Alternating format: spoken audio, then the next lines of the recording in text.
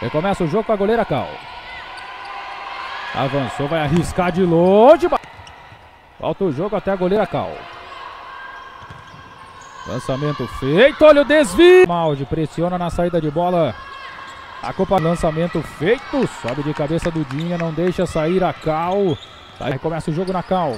Vai pro lançamento a Cal. Puxou pra perna esquerda, bateu cruzado, tranquilo pra Cal.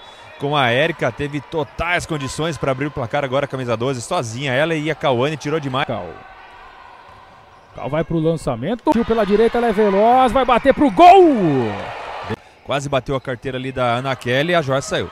Sai Cal de cabeça. No meio, Rafinha.